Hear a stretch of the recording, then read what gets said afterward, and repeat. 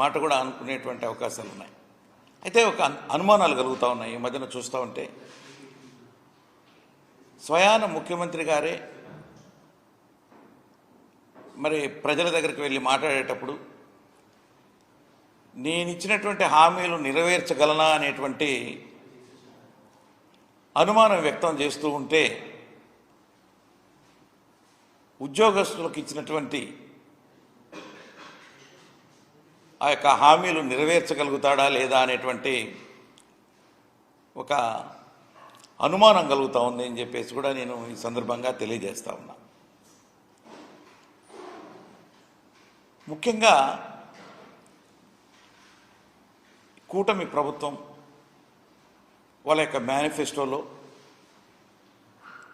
ఉద్యోగస్తులకి అదేవిధంగా పెన్షనర్స్కి కొన్ని విషయాలలో మేము మేలు చేస్తామని చెప్పేసి చెప్పడం జరిగింది. మరి పర్టికులర్గా అందులో ఉద్యోగస్తులకి ఏదైనా ఏంటంటే ఒక పే రివిజన్ కమిషన్ మేము వస్తే మధ్యంతర భృతిని ఇమీడియట్గా ఇస్తాము అని చెప్పేసి ఈనాటి ముఖ్యమంత్రి గారు మరి మేనిఫెస్టోలో చెప్పడం జరిగింది.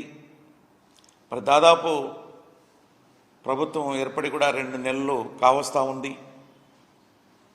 మరి ఉద్యోగస్తులు ఎదురు చూస్తూ ఉన్నారు. ఎందుకంటే ఇంతకుముందు మరి ప్రభుత్వం జగన్మోహన్ రెడ్డి గారి ప్రభుత్వం కూడా అప్పుడు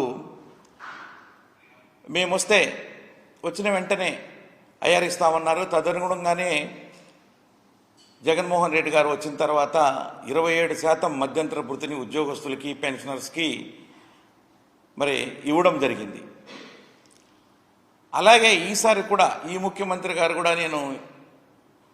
మేము గెలిచిన తర్వాత ఇమ్మీడియట్గా మరి మధ్యంతర భృతి ఇస్తాము అని చెప్పేసి అనౌన్స్ చేసిన దరిమిలా మరి ఉద్యోగస్తులు ఎదురు చూస్తున్నారు. ఎందుకంటే మామూలుగా వృద్ధులకి ఇచ్చేటువంటి ఏదైతే పెన్షన్ ఉందో అది 4,000కు పెంచడం, పెంచిన తర్వాత ఇమీడియట్గా ఇస్తామని చెప్పేసి అరియర్స్తో దాన్ని ఏప్రిల్ నుంచి కూడా ఇచ్చినటువంటి సంఘటన కూడా చూసాం. అయితే అదేవిధంగా మా పెన్షనర్స్ ఉద్యోగస్తుల్లో ఉండేటువంటి పెన్షనర్స్ కూడా ఎదురు చూస్తూ ఉన్నారు. ఎందుకంటే నేను ఎన్జిఓ సంఘానికి రాష్ట్ర అధ్యక్షుడిగా పనిచేశాను. అదేవిధంగా మరి ప్రభుత్వ సలహాదారులు ఉద్యోగ సంక్షేమంగా పనిచేశాను. ఈనాడు మరి అఖిల భారత రాష్ట్ర ప్రభుత్వ పెన్షనర్ల అసోసియేషన్కి కూడా వైస్ ప్రెసిడెంట్గా కొనసాగుతూ ఉన్నా. మా పెన్షనర్స్ అంతా అడుగుతూ ఉన్నారు, ఏంటంటే మనకి ఈ ఐఆర్ ఇస్తానన్నాడు కదా ఆయన వచ్చిన వెంటనే, మరి ఆ ప్రభుత్వం అప్పుడు ఇచ్చింది కదా ఇప్పుడు ఇవ్వట్లేదు అని చెప్పేసి కూడా అడుగుతూ ఉన్నారు. దాన్ని తక్షణమే మరి ఆ యొక్క మధ్యంతర భృతిని ఉద్యోగస్తులకి పెన్షనర్స్కి మరి ఇవ్వాలి అని చెప్పేసి కూడా నేను ఈ సందర్భంగా మరి ముఖ్యమంత్రి గారిని కూడా కోరుతున్నా. మరి అదేవిధంగా మరి ఈ యొక్క ఐఆర్తో పాటు రాష్ట్రంలో పనిచేస్తున్నటువంటి ఉద్యోగస్తులైతేనేంటి పెన్షనర్స్కి రావాల్సినటువంటి బకాయిలు చాలా ఉన్నాయి. మరి అవి మేము ప్రభుత్వం వచ్చిన తర్వాతనే అవన్నీ కూడా మీకు ఇమీడియట్గా మేము ఇస్తాము అని చెప్పేసి కూడా చెప్పడం జరిగింది. దాంట్లో మెయిన్గా ఉద్యోగస్తులకు రావాల్సినటువంటి జీపీఎఫ్ అయితేనేంటి, ఏపీజీఎల్ అయితేనేంటి, ఎన్కాష్మెంట్ ఆఫ్ అర్న్డ్ లీవ్ అయితేనేంటి, పిఆర్సీ లాస్ట్ పిఆర్సీ అరియర్స్ అయితేనేంటి, మెడికల్ రియంబర్స్మెంట్ అయితేనేంటి, ఇవన్నీ కూడా ఉద్యోగస్తులకు రావాలి. రిటైర్ అయినటువంటి పెన్షనర్స్ కూడా మరి పెన్షనరీ బెనిఫిట్స్ కూడా మరి వాళ్ళకి రావాల్సినటువంటి అవసరం ఉంది. ఇవన్నీ కూడా మా ప్రభుత్వం వస్తే ఇస్తాము అని ఇమీడియట్గా ఇస్తామని చెప్పారు. అవి కూడా ఇంతవరకు ఉద్యోగస్తులు ఎదురు చూస్తూ ఉన్నారు. అవి కూడా ఇమీడియట్గా ఇవ్వాలి అని చెప్పేసి కూడా నేను ఈ సందర్భంగా కోరుతూ ఉన్నాను. ఇవన్నీ కూడా మేనిఫెస్టోలో చెప్పారు. మేనిఫెస్టోలో చెప్పారు కాబట్టి ఉద్యోగస్తులైతేనేంటి, పెన్షనర్స్ కూడా ఎదురు చూపులు చూస్తూ ఉన్నారు అని చెప్పేసి కూడా నేను ఈ సందర్భంగా తెలియజేస్తూ ఉన్నా. అదేవిధంగా మరి ఈ వాలంటీర్ వ్యవస్థ, మేము వస్తే వాలంటీర్స్కి 5,000 నుంచి 10,000కు చేస్తాం అని చెప్పి ప్రకటించడం, మరి ఈనాడు ఆ యొక్క వాలంటరీ వ్యవస్థ అనేది ఒక అగమ్య గోచరంగా ఉన్నది అని చెప్పేసి కూడా నేను ఈ సందర్భంగా తెలియజేస్తా ఉన్నా. మరి దాదాపుగా వాళ్ళు 2,50,000 మంది దాకా ఉన్నటువంటి వాళ్ళు మరి రోడ్డున పడేటువంటి పరిస్థితి ఏర్పడుతూ ఉంది. వాళ్ళకు జీతాలు పెంచకపోగా ఉన్నటువంటి 5,000 కూడా ఇంతవరకు ఈ జూలై మాసం కానీ, అంటే జూన్ మాసానికి ఇచ్చేటువంటి ఆ శాలరీ ఏదైతే ఉందో జూలై 1వ తారీఖున కానీ ఆగస్టు 1వ తారీఖున కానీ 2 నెలలు కూడా వాళ్ళకి పే చేయలేదు.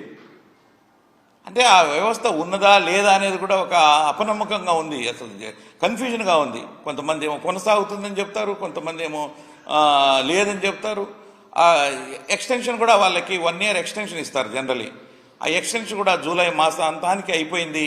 అంటే జూలై 1వ తారీఖు, ఆగస్టు 1వ తారీఖు నుంచి దాన్ని రెన్యువల్ చేయాల్సినటువంటి అవసరం కూడా మరి ఆ ప్రభుత్వం మీద ఉన్నది అని చెప్పేసి కూడా నేను ఈ సందర్భంగా తెలియజేస్తూ ఉన్నాను. అదేవిధంగా మరి ఈ మేనిఫెస్టోలో చెప్పినటువంటి విధంగా దాదాపు రాష్ట్రంలో ఉన్నటువంటి 3,80,000 మంది పెన్షనర్స్ ఉన్నారు. వాళ్ళందరికీ ఒక పెన్షనర్స్ కోసం ఒక కార్పొరేషన్ను మేము వచ్చిన తర్వాత ఏర్పాటు చేస్తామని చెప్పేసి మేనిఫెస్టోలో చెప్పారు. మరి దానికి కూడా మరి శ్రీకారం చుట్టి రిటైర్ అయినటువంటి ఉద్యోగస్తులకి వాళ్ళకు ఉన్నటువంటి ఇబ్బందులు ఏవైనా కూడా త్వరితగతిన సాల్వ్ చేసుకునేదానికి అవసరం ఉండేటువంటి ఆ యొక్క కార్పొరేషన్ కూడా మీరు చెప్పినటువంటి విధంగా దాన్ని మరి నెలకొల్పాలి అని చెప్పేసి కూడా నేను ఈ సందర్భంగా కోరుకుంటూ ఉన్నాను.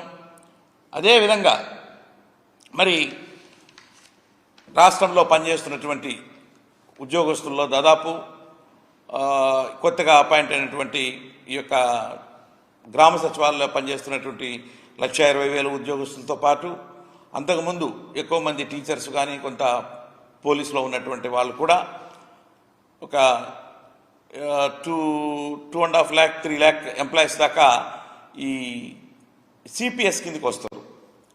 వాళ్ళంతా కూడా ఇంతకుముందు ఉన్నటువంటి ప్రభుత్వంలో కూడా దీని మీద డిస్కషన్స్ జరిగాయి. మరి సిపిఎస్ని రద్దు చేయమని చెప్పి ఆ ఉద్యోగ వర్గాలన్నీ కూడా అడుగుతూ ఉన్నాయి, ఉద్యోగ సంఘాలు కూడా అడిగాయి.